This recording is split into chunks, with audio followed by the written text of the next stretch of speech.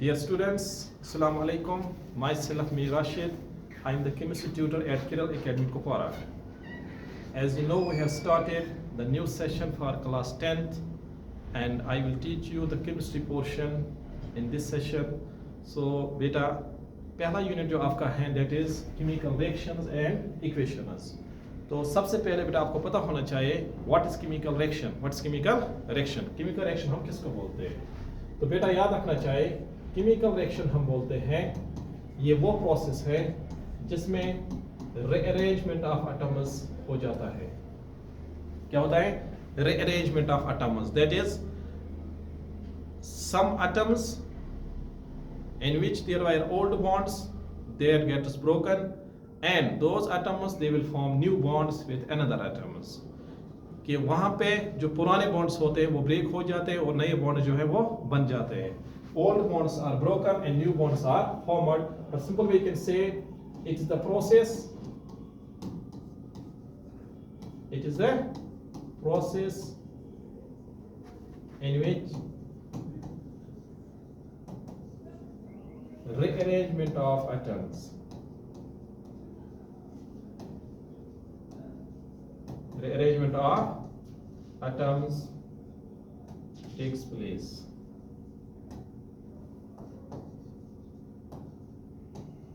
Due to which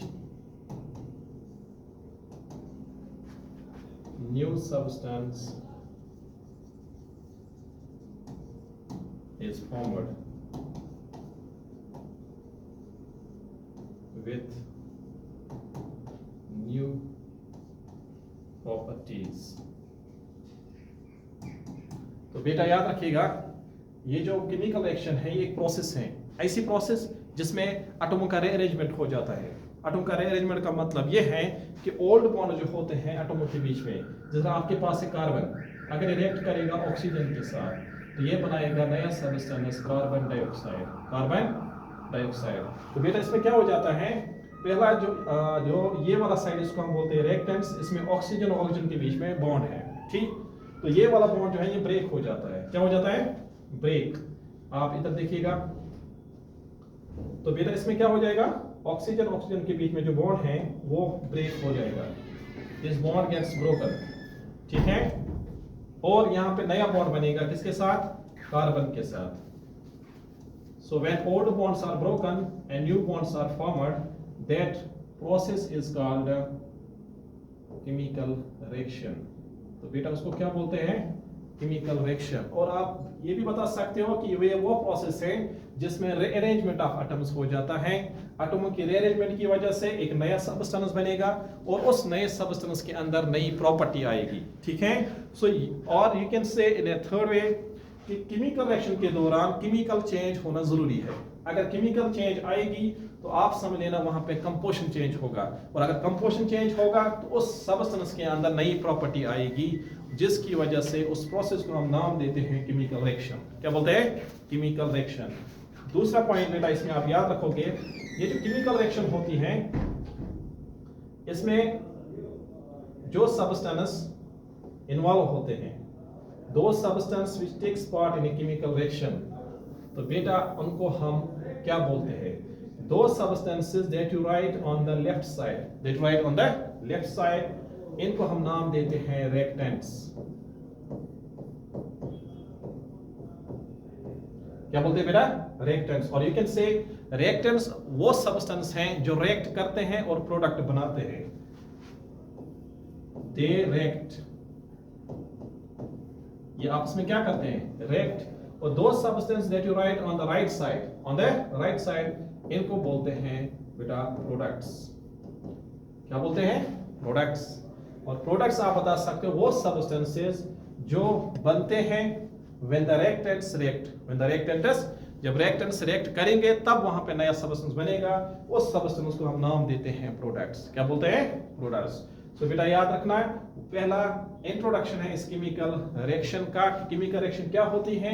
chemical reaction is a process in which rearrangement of atoms takes place due to which new substance formed with new properties. और definition मैंने बताई थी आपको कि chemical reaction में क्या हो जाता है बेटा? ओल्ड बॉन्ड्स आर ब्रोकन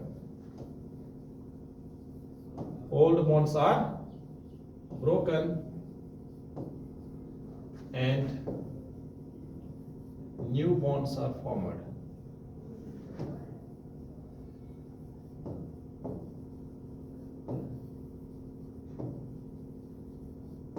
जिस तरह मैं आपको एग्जांपल से समझाता हूं बेटा, आपके पास है nitrogen gas in the form of N2, जिसमें नाइट्रोजन N2 ट्रिपल बॉन्ड होता है, ये रिएक्ट करता है H2 के साथ जिसमें हाइड्रोजन हाइड्रोजन सिंगल बॉन्ड होता है, और ये बनाता है एक नया सब्सटेंस जिसको हम बोलते हैं अमोनिया, जिसमें नाइट्रोजन और हाइड्रोजन के बीच में बॉन्ड होता है।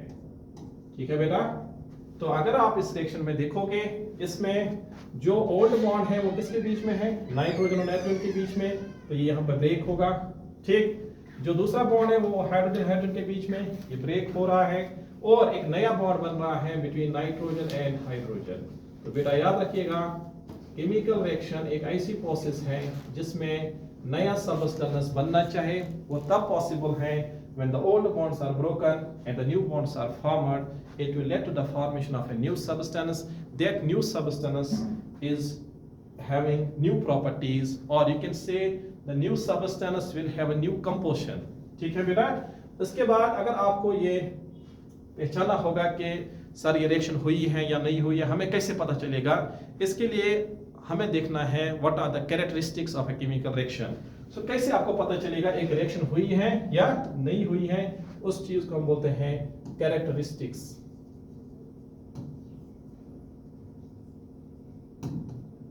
Characteristics of a chemical reaction. तो कैसे आपको पता चलेगा एक रिएक्शन हुई है या नहीं हुई है? जिस तरह बेटा कोई क्लास में आता है लेट, ठीक है, उसको सर डांटता है तो उसके चेहरे पे जो उसका गाल होता है वो सुर्ख हो जाता है। सो स्टूडेंट्स को लग रहा है शायद इसको किसी ने डांटा है, या उसको बच्चे बोल रहे हैं कि आपके चेहरे पे रिएक्शन हुई है। So it is a indication कि उसके चेहरे पे जो लाल रंग हुआ है ये इंडिकेशन है कि रिएक्शन हुई है। ऐसे ही आप बता सकते हो कि केमिकल रिएक्शन कैसे हो सकती है, इसके पीछे क्या कैरेक्टरिस्टिक्स हैं। तो पहला एक कैरेक्टरिस्टिक्स है जिसको हम बोलते हैं change in colour. Change in colour, तो बेटा याद रखिएगा, change in color is one of the characteristics of a chemical reaction.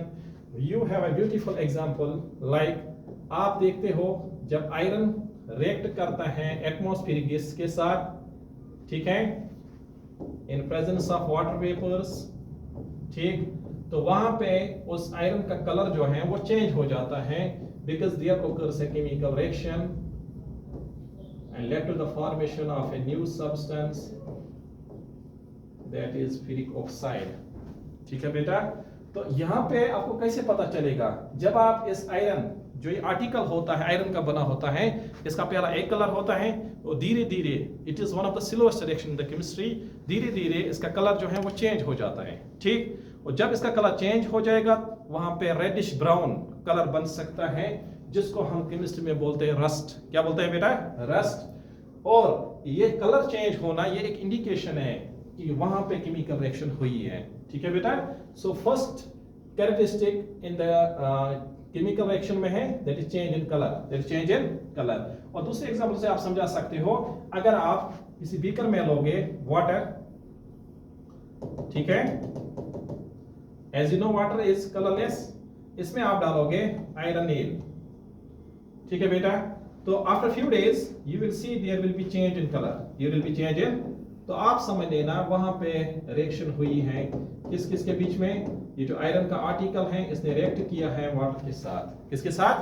Water के साथ। तो चेंज इन कलर इंडिकेशन है कि केमिकल रिएक्शन हुई है। ठीक है बेटा, दूसरा कैरेक्टरिस्टिक जो है that's evolution of gas.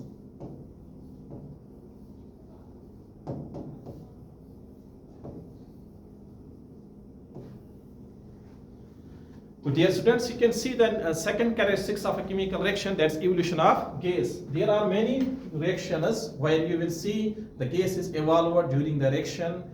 Every gas has its indication. Just like if hydrogen gas is evolved, there is the production of pop sound. If carbon dioxide gas is evolved, there is the indication of effervescence. So every gas has its indication. So during chemical reaction, gas is evolved. If gas is evolved, then you should think the reaction has occurred. Just like we can take the example if you are taking the zinc granules and you put it in a beaker and you are going to add the dilute H2SO4, then what happened there, students? There is the formation of a new substance, zinc sulfate, along with the gas, that is H2 gas. अब आप सोच रहे होंगे sir हमें कैसे पता चलेगा वहां पे रिएक्शन हुई है? तो मैंने पहले ही बोला है हर एक गैस की अपनी इंडिकेशन है। अगर H2 गैस वहां प्रोड्यूस होगा तो एक आवाज आएगी, that's pop sound, that is pop sound. कैसे? आपको लेना है इस जिंक ग्रेन्यूल्स को एक कंटेनर के अंदर, ठीक है, यहां से लेनी है और एक funnel, that is thistle funnel, और इसमें आपको डालना है H2SO4 डाइल्यूट जो नीचे आएगा और यहां से रिएक्ट करेगा इसके साथ, और यहां से आपको लेना है डिलीवरी ट्यूब और इस डिलीवरी ट्यूब को डालना है बेटा एक टब के अंदर जिस टब में होगा वाटर, ठीक है बेटा। तो इस वाटर के अंदर आपको पता है कि वाटर के अंदर जो ही गैस चला जाता है वहां बबल्स प्रोड्यूस होते हैं, तो यहाँ पे बबल्स प्रोड्यूस हो जाएंगे, ठीक है। उन बबल्स को हम कलेक्ट कर सकते हैं एक जार के अंदर which is called gas jar. ये बबल्स अगर आप यहाँ कलेक्ट करोगे तो इसको आप ले जाओगे बाहर, इसके नजदीक अगर आप लाओगे मैच स्टिक, क्या लाओगे? मैच स्टिक, तो वहां एक आवाज आएगी that indicates the H2 gas has been produced during a chemical reaction। तो बेटा आप ये डिटरमाइन कर सकते हो केमिकल रिएक्शन हुई है या नहीं हुई है because of this chemical reaction।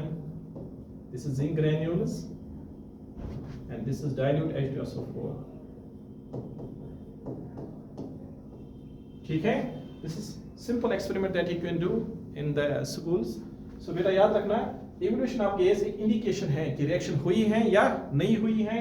जिस तरह मैंने यहाँ पे आपको दिखा दिया H2 गैस अगर प्रोड्यूस होगा तो एक आवाज आएगी, दैट्स कॉल्ड पॉप साउंड। इस तरह डिफरेंट रिएक्शंस हैं हमारे पास जहाँ पे डिफरेंट गैसेस इवॉल्व हो जाते हैं, ठीक है।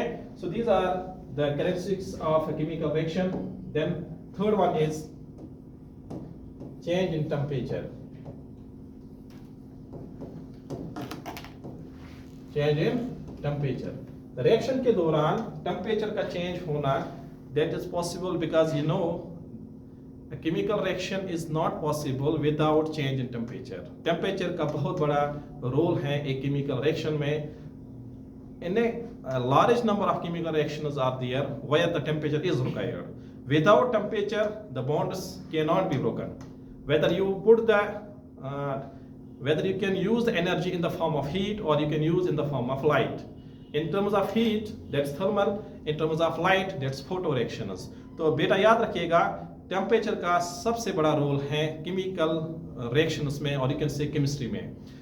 तो यहाँ पे अगर आप देखोगे चेंज इन टेम्परेचर दो सूरतों में हो सकता है, या तो रिएक्शन के दौरान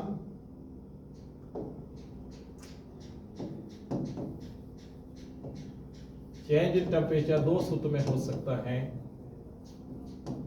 या तो रिएक्शन के दौरान हीट इवॉल्व हो सकती है, हीट इज इवॉल्व्ड, और हीट इज एब्जॉर्ब्ड।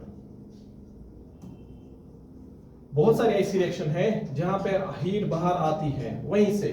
जिस तरह आप बीकर में रिएक्शन करा रहे हो तो धीरे धीरे ये जो बीकर है गर्म हो रहा है, ये इंडिकेट कर रहा है कि वहां हीट प्रोड्यूस हो रही है। इस रिएक्शन में हमें यहां से हीट देने की जरूरत नहीं है। जितना आप हायर क्लास में जाओगे 11th में एक यूनिट है केमिकल इक्विलिब्रियम, वहां पे हम यूज करते हैं लेचर लेयर्स प्रिंसिपल भी, जो एक्सप्लेन करता है रिवर्सिबल रिएक्शनों में टेम्परेचर का क्या रोल है। लेकिन अगर इरिवर्सिबल रिएक्शन होगी उसमें भी आप बता सकते हो अगर हीट इवॉल्व होगी, इफ हीट इज इवॉल्व्ड, फिर हम उस रिएक्शन को नाम देते हैं एक्सोथर्मिक रिएक्शन। बेटा याद रखना उस रिएक्शन को क्या बोलते हैं? Exothermic reaction. और अगर हीट एब्जॉर्ब होगी मतलब आप रिएक्शन करा रहे हो लेकिन रिएक्शन नहीं हो रही है, क्यों? क्योंकि अंदर से जो बॉन्ड्स है वो ब्रेक नहीं हो रहे हैं, इसलिए आपको यहां से हीट देनी पड़ेगी। ठीक है बेटा, सो नेसेसरी है। जिस तरह आप घर में खाना पकाओगे तो खाना पकाने के लिए जरूरी है आपको हीट देनी पड़ेगी, आपको गैस पे रखना पड़ेगा। आप ऐसी चाव रखोगे क्या वो तैयार हो सकता है? No, without heat you can't prepare the food at your homes. So it's necessary heat is required. तो जिस रिएक्शन में हीट रिक्वायर होगी या एब्जॉर्ब होगी उस रिएक्शन को हम नाम देते हैं एंडोथर्मिक रिएक्शन. क्या बोलते हैं बेटा? Endothermic reaction. तो यहाँ पे एग्जांपल, अमोनिया जब प्रिपेयर होता है उस दौरान हीट इवॉल्व होती है. क्या होती है? Heat is evolved.